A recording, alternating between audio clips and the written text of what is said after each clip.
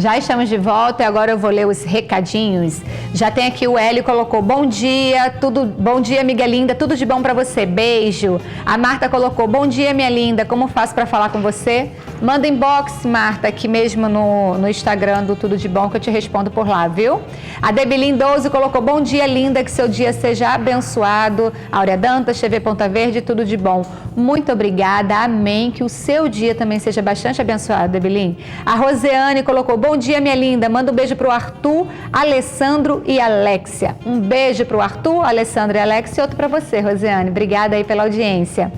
E o José Rivaldo colocou, bom dia, minha linda, manda um beijo para o seu telespectador assíduo.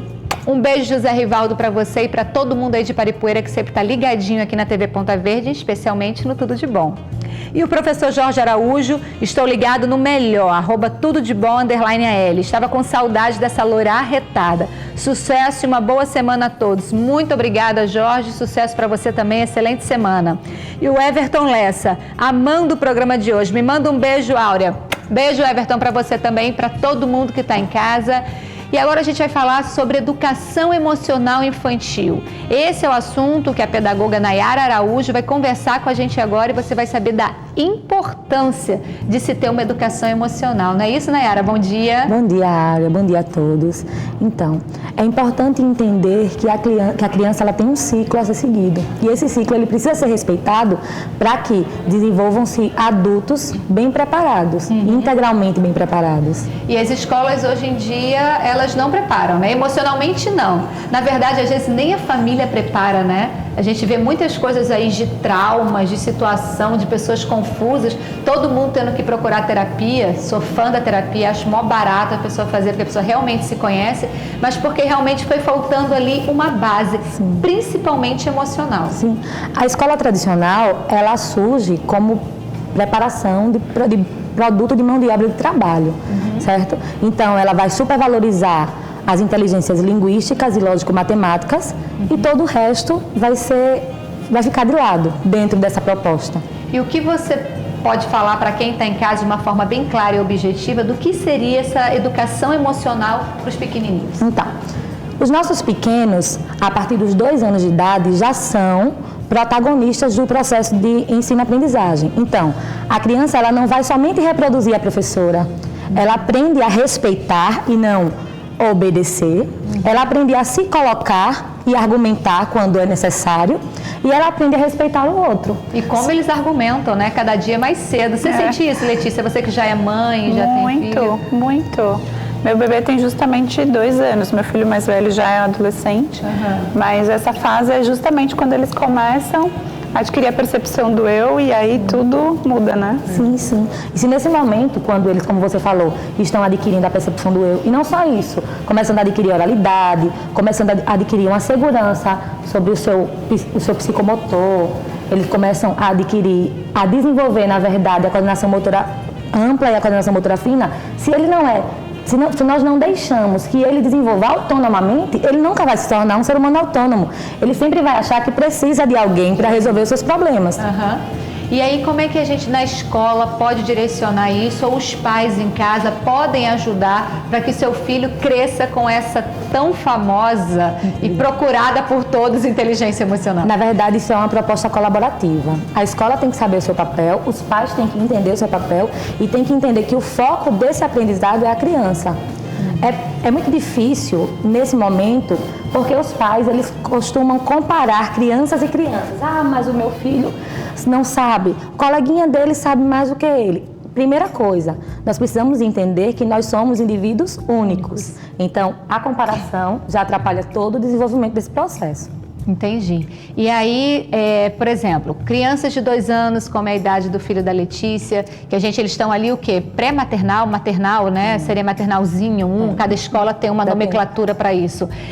Às vezes eles estão lá brincando e um não quer emprestar o brinquedo, não quer dividir. Nesse momento, se a professora de sala de aula ou a auxiliar já tem um olhar diferenciado, porque a escola já trabalha com isso, nesse pequeno momento que você acha que é só uma troca de brinquedos, você já pode ensinar ali um monte de coisa, né? Sim. A respeitar espaço, a trabalhar o egoísmo, porque às vezes a gente acha que pelo fato de eu fazer aquilo que eu quero, porque eu estou pensando em mim em primeiro lugar, muitas pessoas podem olhar e dizer que eu sou egoísta. E não é bem assim. Fala pra gente, você que é psicopedagoga, vamos lá, pedagoga na verdade, vamos lá. Na verdade, num momento desse, como uma disputa de brinquedos, a professora ela precisa entender o papel de mediadora. Então, essa coisa de entrega o brinquedo para o coleguinha por... Primeira coisa, se eu tenho somente um brinquedo e eu quero muito esse brinquedo, por que eu tenho que dividir o meu brinquedo com o outro? Certo. A não ser que esse brinquedo seja um brinquedo para ser usado no coletivo, eu tenho o direito de ficar com uma coisa para mim. Só que eu preciso entender como lidar com isso. Então, qual é o melhor papel da professora mediadora nesse momento? Fazer com que as crianças entendam que existem outras oportunidades de interagir e não precisam ser usando somente esse brinquedo. Entendi. Talvez esse brinquedo pode ser guardado agora e vamos brincar nós dois, nós estamos num ambiente onde vocês podem interagir, entende? E aí o que é que a criança ela vai aprender? Ela vai aprender a respeitar o espaço do outro, ela vai aprender a se respeitar e até autocontrole, controle dos seus próprios sentimentos. Que eu também não preciso ficar com aquele brinquedo a manhã inteira. Sim. Eu posso dividir com meu amiguinho num determinado momento. Sim, e essas coisas são coisas que são desenvolvidas na base. Eu costumo falar que na nossa vida adulta, nós reproduzimos várias situações de frustrações que nós tivemos quando nós éramos crianças. Sim. Por exemplo, aquela coisa de você estar no meio do trabalho e não conseguir focar no que você tem que desenvolver porque você presta atenção em tudo que as outras pessoas estão fazendo. As crianças, elas fazem muito isso. Em períodos avaliativos, por exemplo, elas não focam a atenção na própria avaliação porque elas estão conseguindo ver tudo que está acontecendo em volta. O que não é ruim, mas você tem que aprender a lidar com isso. Entendi. E aí tem a questão também daquela criança que é super mimada, que não sabe ouvir o não. Isso vai se tornar um adulto completamente, né? Sim. Ah, não pode ouvir o não que já frustra. Sim, intolerante, não é? Intolerante. Como trabalhar esses não? Porque tem pessoa que não sabe ouvir e tem pessoa que não sabe falar não, por medo de ser rejeitado. Então eu vou fazer sempre tudo que a Letícia me pedir, porque no dia que eu não fizer, pode ser que a Letícia não seja mais a minha amiga, ela vai me rejeitar. Então tem essa questão também, né? O ser humano, ele é fruto do meio em que ele está inserido, né? Então, uma criança, ela precisa de adultos, o mínimo de inteligentes emocionais para que ela se torne inteligente emocionalmente. É importante que os pais entendam, e os professores também, que nós precisamos impor limites a essas crianças. E que impor limites não é violar nem o corpo e nem o desejo da criança. Sim. Então, os nãos, eles são necessários, mas é importante também que o adulto explique o porquê não. E não aquela coisa de não, você não vai fazer porque eu não quero. Não porque não. Não, porque é a minha casa e quem manda sou eu. Não. Eles entendem. Se nós explicarmos, eles entendem. Então, é importante explicar para as crianças o porquê não, o porquê sim. E aí eles vão aprender a lidar com essas palavras no futuro. Letícia, vocês orientam dessa forma também lá na Vila Materna, com as mães? Bastante. Por exemplo, você que já tem um filho adolescente, um de 2 anos e está grávida. Como foi do adolescente para chegar ao de 2 anos? Como foi essa relação entre eles? E como que você está preparando de 2 anos para a chegada do próximo? Sim, do mais velho para o mais novo, eu acho que foi até um pouco mais fácil, porque ele já tem uma percepção bem formada, né? De que vai chegar um irmão e tudo. Apesar disso, existe. Mesmo com o adolescente, tem ciúmes, tem tudo isso, sim. Com o pequenininho, ele já tem um pouco mais de dificuldade de entender, acho que concretamente, o que está acontecendo, embora a gente sempre converse e até mostro vídeos e vídeos de bebê nascendo para ele entender o que a barriga, vai sair um bebê, tudo. E aí eu acho que isso vai facilitar, mas o bebê é uma caixinha de surpresas, a gente tenta respeitar muito o espaço dele e sem ficar forçando, irmãozinho, demais, sabe? A gente conversa sobre o que está acontecendo, mas também deixa meio que livre, assim. A reação dele só vai saber quando o outro chegar mesmo, né? Não tem pra onde. E as mães que vão lá na Vila Materna, ou sendo mãe de primeira viagem, ou sendo aquelas como você, que está com um e já está nascendo o outro, elas sentem dificuldade mais de quê, assim? Elas falam dessa relação dela com os filhos? Muitas dificuldades, das mais variadas, assim. Então, tem mães que lidam super bem, por exemplo, com os 6 primeiros meses, mas quando começa a introdução alimentar, vem aquela coisa de de ansiedade de querer que a criança de uma hora para outra comece a comer e elas ficam descabeladas, meu filho não come, né? E até você explicar que cada criança é uma criança e que cada uma tem um ritmo, inclusive de ganho de peso, né? Porque nós adultos tem pessoas que têm tendência para engordar, pessoas que não têm, e tudo isso é muito individual, assim. Então o que a gente tenta é sempre orientar, tem nutricionistas lá, tem equipes que atendem essas demandas e outras também, mas orientar que cada criança é um ser individual que tem que ser visto como individual. Exatamente como você falou, né, Nayara? A grande maioria das problemáticas sociais, elas existem justamente por causa dessa padronização do ser humano. Então, nós, adultos mesmo, quando nós estamos nos relacionando com pessoas, nós costumamos padronizar as relações, os sentimentos, entender que as pessoas sentem como nós sentimos. E isso é muito difícil de lidar. Na primeira infância, ou até os 6 anos de idade, nós podemos preparar as crianças para que elas não tenham esses problemas no futuro. Que elas começam a se entender e começam a entender que ninguém, por exemplo, no caso de uma criança que vai receber uma outra menor em casa, um bebê, ela tem que começar a entender que nenhum indivíduo vai tirar o lugar dele, que o bebê é um outro indivíduo, uma outra pessoa e que vai ter o espaço dele como outra pessoa. Não vai diminuir o amor da mãe, não vai diminuir o amor do pai, pelo contrário, Esse né? também é um papel da escola. A escola também precisa trabalhar. Ajuda nisso também, Sim. né? A escola ela precisa entender, e algumas escolas já entenderam, que não existe separação entre ensinar e educar, porque a estrutura familiar mudou. E a escola tem que mudar junto com essa estrutura. Nós temos mães que trabalham, mães que passam um dia fora de casa. Então, a escola que passa muito mais tempo com essas crianças tem que tomar para si essa responsabilidade. Deixa eu só ler mais alguns recadinhos aqui. O José Cláudio colocou: bom dia, Áurea Dantas, uma ótima semana para todos. Para você também, José Cláudio. A Rita colocou: bom dia a todos que fazem tudo de bom. Beijo, Áurea. Obrigada, Rita. Um beijo para você também. E a Tayane colocou: bom dia, amando o tema de hoje. Educação emocional infantil merece atenção. A Áurea arrasou mais uma vez com esse vestido. Muito obrigada, Tayane.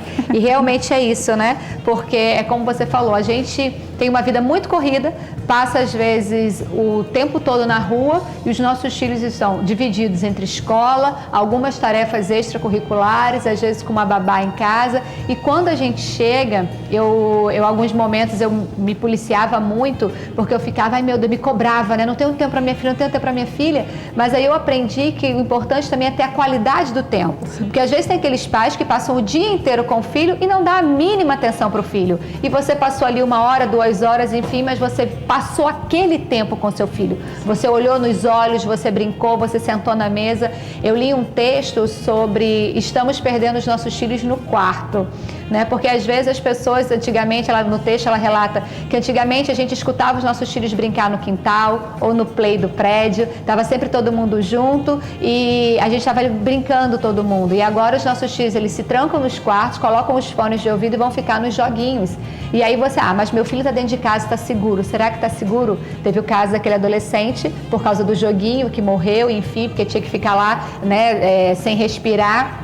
E você está embaixo do seu nariz, está dentro da sua casa e mesmo assim o filho morreu, né? Então que a gente aprenda a ter qualidade de tempo, não só com os nossos filhos, mas com as pessoas que a gente ama, porque realmente a vida é um sopro, né? A única certeza que a gente tem é que depois que a gente nasce, um dia a gente vai morrer. Então a gente tem que aproveitar esse tempo com muita qualidade, seja na gestação, que saudade eu tenho de estar grávida, porque o quanto eu conversava com a Alana na barriga, o quanto eu colocava musiquinha instrumental lá e ficava, e a cada coisinha pro quarto que eu comprava eu já dizia para ela que estava fazendo. E aí você vai tendo momento de amamentar. Gente, que momento rico e único, né? Você ir lá pro quarto, ficar sozinha, amamentar, conversar, olhar. Com 2 anos, gente, é a fase que eles estão todos bobinhos, aprendendo tudo, né? Tudo é uma diversão, tudo tá rindo. Então aproveita cada momento, né? Porque é muito legal. A época do adolescente, nossa, eles têm as birras de adolescente, eles não querem fazer. Então senta, porque é o que eu sempre falo, amor. Quando tudo é feito com amor, seja o seu trabalho, seja o convívio com seus amigos, quando é feito com amor, vai dar certo. porque o amor ele é universal, né? Uma linguagem única. Quem não entende o amor, quem não quer um carinho, quem não quer ser olhado nos olhos. E primeiro dia de aula, quando você vai deixar o seu pequeno no primeiro dia de aula, eu ia te perguntar isso agora, Nayara, a gente fica com o coração na mão, né? Tô deixando com pessoas estranhas, com amiguinhos estranhos. Como que a escola deve se comportar nesse primeiro dia? Como eu falo, como a educação é colaborativa, nós sempre recebemos os pais e conversamos com eles antes desse primeiro dia, anteriormente a esse primeiro dia.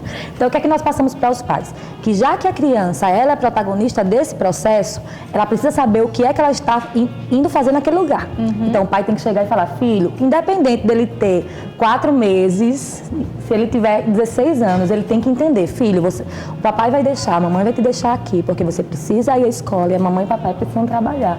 Ou qualquer situação. E aí a escola, ela tem que receber a criança e mostrar para a criança o quanto a criança é importante. As crianças, elas precisam deixar de ser números para a escola e começar a ser gente. Gente de verdade, né?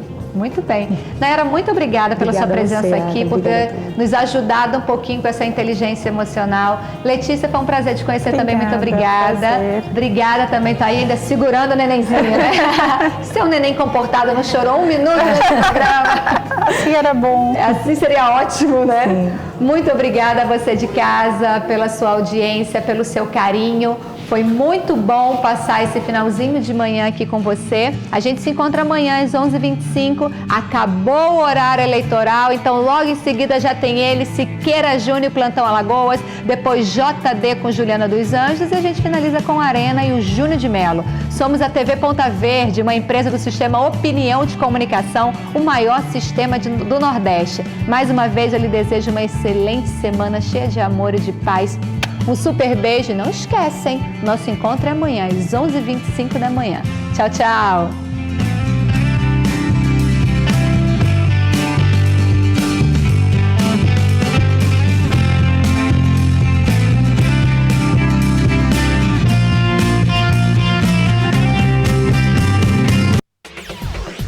Tudo de bom. Oferecimento Locato, o cenário perfeito.